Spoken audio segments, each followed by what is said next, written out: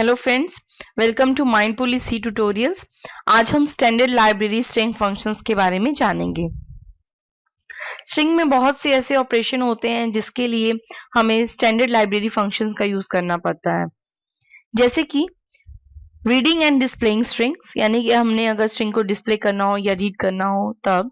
कॉपिंग one string to another, अगर हमने एक स्ट्रिंग से दूसरे स्ट्रिंग में कॉपी करना हो तब। कॉम्बिनेशन करना हो, दो स्ट्रिंग को कंबाइन करना हो, दो स्ट्रिंग को कंपेयर करना हो। Extraction of A portion of a string, यानी कि स्ट्रिंग के किसी पोर्शन को एक्सट्रैक्ट करना हो, या फिर चेकिंग स्ट्रिंग्स फॉर इक्वालिटी, या फिर दो स्ट्रिंग्स इक्वल हैं या नहीं, ऐसा चेक करने के लिए हमें काफी सारे ऑपरेशंस यानी कि काफी सारे मेथड्स की जरूरत पड़ती है। और इन मेथड्स को बार बार अगर हम स्ट्रिंग्स में अपने प्रोग्राम में बनाएंगे तो हमें हमारा प्रोग्राम कोड जो है वो काफी लंबा हो जाएगा और उसे बार बार बनाने के लिए जो टाइम है वो भी बहुत लगेगा। तो इसके लिए हमने कुछ ऐसे ऑपरेशंस करने के लिए स्ट्रिंग की यानी कि हमारी सी लैंग्वेज लाइब्रेरी में कुछ स्टैंडर्ड लाइब्रेरी फंक्शंस बनाए हैं जिनका हम बार बार अपने प्रोग्रामिंग में यानी कि जिनका हम बार बार अपने प्रोग्रामिंग में यूज कर सकते हैं और अपने कोड को easy to read, easy to write और इजी टू अंडरस्टैंड बना सकते हैं। अब हम देखेंगे कि इन ऑपरेशंस को हम स्ट्रिंग में किन स्टैंडर्ड लाइब्रेरी फंक्शंस के थ्रू जो है वो ऑपरेट कर सकते हैं। These are the various standard library string functions. Number one is strcpy. This function is used to copy the string into another. यानी कि अगर हम एक स्ट्रिंग को दूसरे स्ट्रिंग में कॉपी करना चाहते हैं तो हम इस strcpy फंक्शन का यूज कर सकते हैं।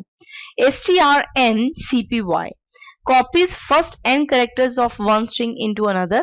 यहाँ पे n जो है वो ये बता रहा है कि जो फर्स्ट n कैरेक्टर्स हैं उसे ही हमने दूसरे स्ट्रिंग में कॉपी करना है।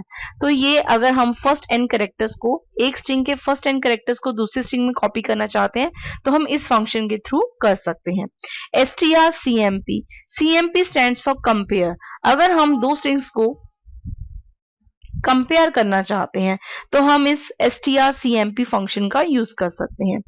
strncmp compare first n characters of two strings, यानी कि आप देख रहे हैं कि यहाँ पर बीच में n आ गया है तो n का मतलब है फर्स्ट n कैरेक्टर्स, यानी कि अगर हम दो स्ट्रिंग के फर्स्ट n कैरेक्टर्स को ही कंपेयर करना चाहते हैं, लेट अस सपोज एक स्ट्रिंग 7 कैरेक्टर्स की है और आप उसके फर्स्ट 4 कैरेक्टर्स ही कंपेयर करना चाहते हैं तो आप वहां पे strncmp फंक्शन का यूज कर सकते हैं।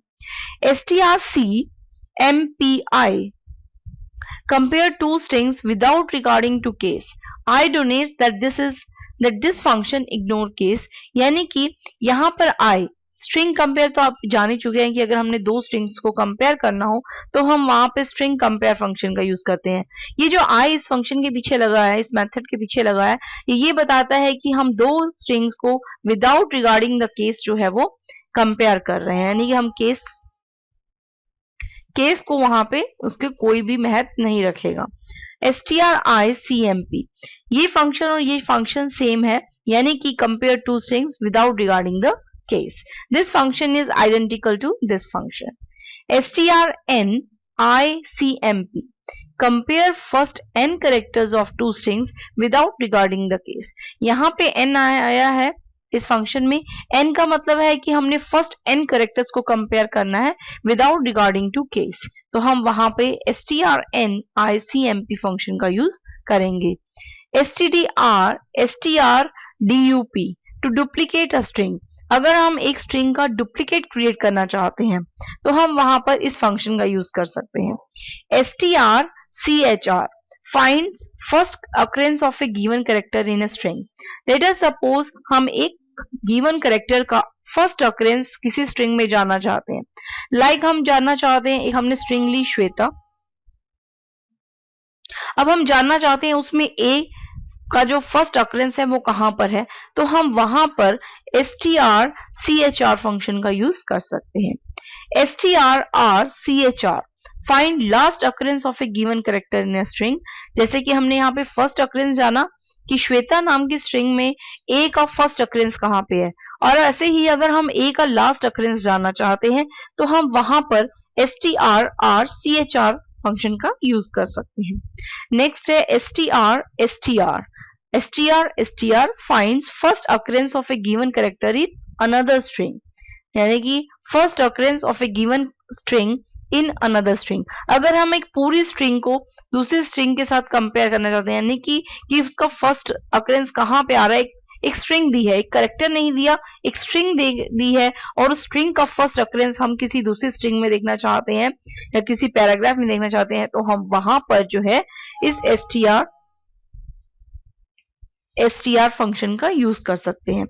strset यानी कि string set all characters of a string to a given character. यानी कि लेट अस सपोज आपने एक स्ट्रिंग दे दी और आप चाहते हैं उस स्ट्रिंग के सभी कैरेक्टर्स जो हैं वो ए से रिप्लेस हो जाएं, तो हम वहां पर str set फंक्शन का यूज करते हैं। strnset sets first n characters of a string to a given character।